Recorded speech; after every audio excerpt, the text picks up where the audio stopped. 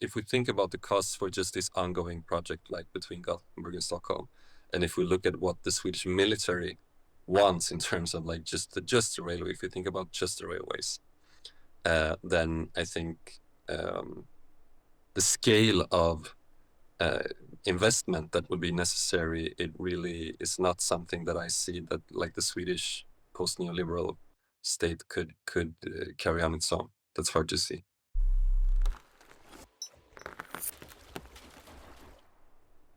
Hello everyone, welcome to another episode of our series Sense of a Place. Today we're glad to have Viktor Mauritz joining us to talk about the railway infrastructure in Sweden and beyond. We are really excited to start, so let's waste no time. Viktor is a psychologist, political activist and writer, participating in the editorial collective Brand, based in the region of Stockholm, Sweden. He's been regularly involved in political action and critical thinking around issues such as financialization, the right to the city, and grassroots democracy. Hi, Viktor, and a very warm welcome. Hi, good to be here. So, Viktor, why do you think it's important to take a closer look at the railway infrastructure in Sweden? I think it's a nice prism to try to look through when trying to think about contemporary politics, and especially the politics that a lot of these projects center around, I guess, such as how infrastructure is tied together with both the contemporary militarization, but also like the vicissitudes of whatever remains of neoliberalism today. Are train companies public or private at the moment in Sweden? So since the turn of the millennium, it's a little bit of a mix. It used to be public, but around the turn of the millennium, like so about 25 years ago now, there was a privatization drive, but not everything was privatized, but also the state company was divided into different competing entities within the frame of like a market logic, as was, popular at the time, like with the whole new public management paradigm. So what we see today is kind of a mix of both like public and private companies. It's very piecemeal, I guess that's the word in English, right? It's very fragmented, and this causes a lot of problems. Are people generally satisfied with the quality of transportation, by train or by other means of transportation? I think when it comes to the quality of the railways here in Sweden, I think often you hear that Sweden is a pretty divided country politically, but one thing everybody agrees on is that the railways are shit. When it comes to other types of transport infrastructure, I guess things are better, especially in terms of like motor car infrastructure, which is been in the center of Swedish infrastructure management since the post-war period, really. Are railway employees satisfied with their working conditions at the moment? They're not, and I think it's one of the sectors, like other logistics sectors, really. The railway, just like other logistics sectors, is one of the sectors where there's been a lot of like labor unrest actually in the recent years. Were there any strikes organized by the train unions recently? Not by the train unions, and I think the major unions in Sweden is to a large extent pretty corporatist and pretty, closely tied to both like corporate interests in terms of like the private sector unions or to political interests in terms of the public sector unions. But there has actually been a couple of wildcat strikes just in the past 5 years, one in the regional train company in Skåne in the south of Sweden, and another one in the regional train company in Stockholm. The track linking the two biggest cities in the country, Stockholm and Gothenburg, is currently under modernization. Can you tell us more about it? Yeah, so the railways in Sweden were mainly constructed in like the late 19th, early 20th century, and there's a huge maintenance debt. And this has only been, this has become much worse since the privatization or marketization drive around the turn of the millennium. So ever since then, railway maintenance has really become like a major issue, which is probably the main reason why I said before that the railways are shit these days. Like you expect to be delayed because of technical problems due to lack of maintenance mostly. And the railway between Göteborg and Stockholm, it's the most important one in Sweden, like in terms of passenger traffic. So it's a high-speed rail, not like a high-speed rail like you have in continental Europe, like in France. They're not as fast as that, but it's still like one of the fastest ones in Sweden, and it's very heavily trafficked. Yet there is this need for maintenance, for modernization, and parts of this railway it's close to 100 years old, right? Some of the pieces that are still in use, and so currently there is a major drive to just make sure it functions, which basically there's been big problems with that for many years now, and especially some of the parts in the western part of this longer track, which goes from the east coast to the west coast. Right. Well, what companies are involved in these works? So there's a state authority that's like the responsible, like the main actor, right? And that oversees all this work, and it's the owner of the railway, right? So it's not a private railway; it's owned by a state agency called Trafikverket, like the traffic board, and they're obviously involved with a lot of different contractors in such a big project as this is. This is like a very, very big project that runs over multiple years, with also different parts of the railway being changed. But all of it is procured by different private contractors. So there are multiple different ones. Okay, and how was the assignment of these works decided? So every public procurement of anything in Sweden is subject to a special law, which is from the late 80s.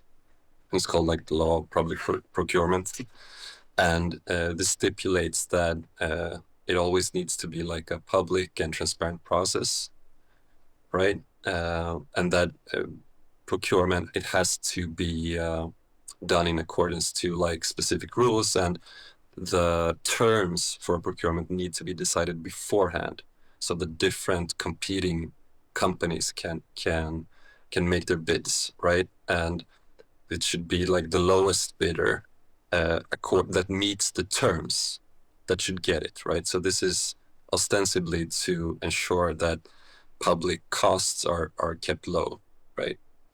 Well, the problem with this is that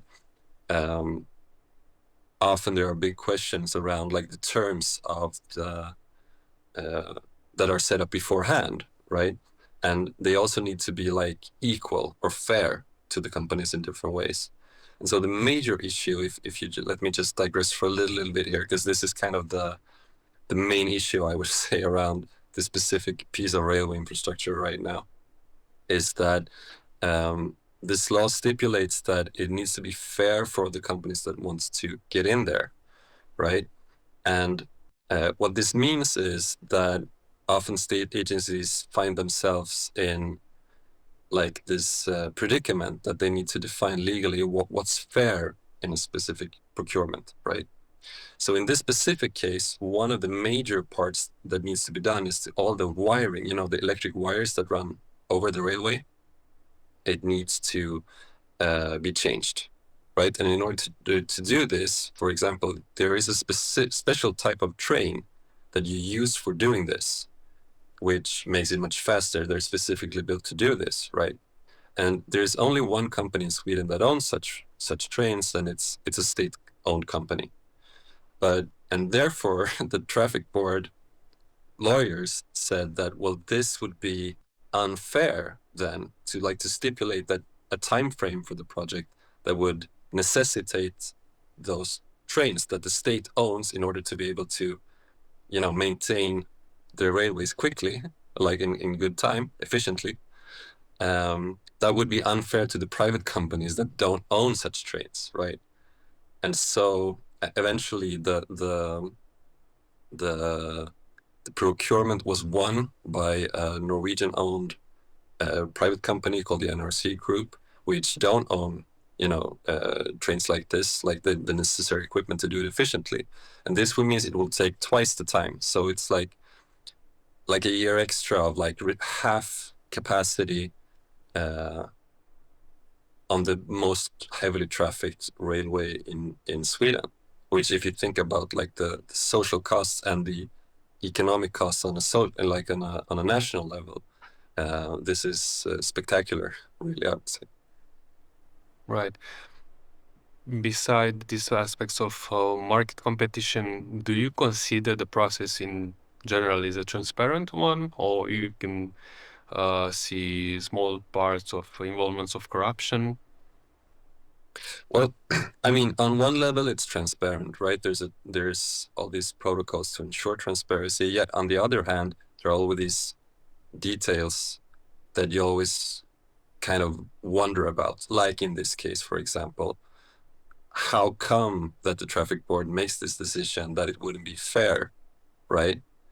And if you add this together with, especially in the construction sector, when you think about infrastructure projects, the construction sector in every, all research about like corruption in Sweden indicates the construction sector as the most corrupt one and the one with the biggest risk of corruption, both in terms of just like court cases and stuff like that, or if you look at the opinions of people working within different sectors, then there's a several 100% bigger sense of corruption among the people working in the construction sector than in any other sector. Well, last year in 2024, Sweden broke with its 2 centuries long policy of neutrality and joined NATO. How has this decision affected the railway infrastructure? Well, thus far, it hasn't had any effects yet, not any tangible effects, but almost immediately there were concerns raised about Swedish infrastructure capabilities, and especially the railway capabilities, both by NATO officials and by the Swedish defense, the Swedish armed forces, right? Go on. No, that's it. I mean, there's been like reports published and official statements by both the NATO and the Swedish military. And perhaps they are regarding the process of militarization. Who pays for the militarization of the railway in Sweden? The European Union or NATO? I mean, there was an European Union project revealed pretty recently about which is partly might have to do with infrastructure related to militarization. So maybe there will come some EU money, but as of yet, there's nothing like that. But like the scale of the investment, that if we think about the costs for just this ongoing project, like between Gothenburg and Stockholm, and if we look at what the Swedish military wants in terms of like just the railway, if we think about just the railways, then I think the scale of investment that would be necessary, it really is not something that I see that like the Swedish post-neoliberal state could carry on its own. That's hard to see. Not, at least in the current economic state condition. Right. Well, do you see this project being managed by the public sector or private companies? I mean, the construction itself is always private companies, and this has been like a contended issue, and there has been political contestations about that if you look at like the post-war era, for example. But in the construction sector, it's very monopolized, and especially if we think about the big infrastructure project, there's just a very few private companies that kind of controls that whole market. Can you name some actors that will benefit out of these works? I mean, it's you would think about like the main infrastructure construction companies. It's this one NRC Group. It's a pretty new company, but it's not really new. And it's also like, if we think about the this whole economic sector, like the private infrastructure construction companies, then over the past decades, especially like the past 2 decades, there's been a very strong like flux of mergers and acquisitions. And there's been a lot of integration between the different Scandinavian Nordic countries, and I think to some extent also to outside of that geographically. And so specifically who benefits, that changes all the time, because these companies they're sold or partly sold, or this part merges with this part and this part is acquired by that part. You see what I mean? And there are different investors moving in and out of these companies, and you have one that starts up one company, then sells it, starts up another one, sells that one, and so on. So it's I would say it's like the financial capitalist class in a more broad sense that's kind of more and more invested in this. And for ordinary passengers, will militarization have a positive or a negative impact on train service? Well, the railways pointed out by the armed forces in Sweden, for example, in their report, some of it would definitely benefit some people in parts of the country. And there's actually been a push. I mean, some, like even the Left Party, for example, in Sweden, they kind of jumped on that opportunity to kind of trying to ally themselves with the militarization project, and trying to use that as a way of motivating like a more Keynesianist like public spending policy, and kind of motivating that with the need for militarization, or like heightened military preparedness. So it's something that like some like center-left politicians want to at least give the sense that this might benefit the public. But yeah, I mean, who knows really? I mean, of course it depends, and of course there could be potential like political conflicts around that, also like including social movements or parts of the public. And how does public opinion perceive this situation? I think for the moment, militarization has pretty strong support in public opinion in Sweden, like in terms of opinion polling, at least. I don't know that it has such strong support in terms of like mobilization. I don't think there's a big mobilization for it, but there is like a lot of opinion polling in favor of it, like if we make that distinction. But I think that's also, it has been decreasing as the cost of living crisis has gotten worse over the past 2 or 3 years. And so I think it's also something that's really subject to change as the social crisis and the political crisis in this country continues to get worse and worse and worse. Recently, following a series of derailments and heavy rainfall, the freight transportation was basically stopped. Can you tell us what happened? Yeah, so on the main remaining railway track through the north of Sweden, like along the eastern coast of northern Sweden, there were heavy rainfalls in a region called Västernorrland, or Ångermanland, and also like related to some of the forest, the like predatory forestry business that is also like a big ecological problem in Sweden in many different ways. Some of the flooding got really intense in some specific points, and this really just destroyed the railway tracks. Also like public roads as well, and there were some people killed in like car accidents and stuff. But yeah, like the railway was just washed away by the flooding, which was in turn something that was deemed related, like, well, very unusual for the season, and it was considered related to on climate change, right? And how long? So How long was this going on? Like, how long did it take? I don't think it's fully reconstructed yet, and it's been like many weeks now, and it's something that they're trying to work around in different ways. And I can't say I'm fully up to speed on what it's like on the ground there, but yeah, it's a pretty fragile infrastructure in that sense, and a lot of the like the changes in the landscape around it, it's not really considered when forestry, like, what do you call it, like when the trees are cut down, right? So when they're turned into lumber, like that really affects how water flows in the train. And this is something that's been pointed out by some relevant state authorities, and there's a regional authority in each region that is supposed to be the one that kind of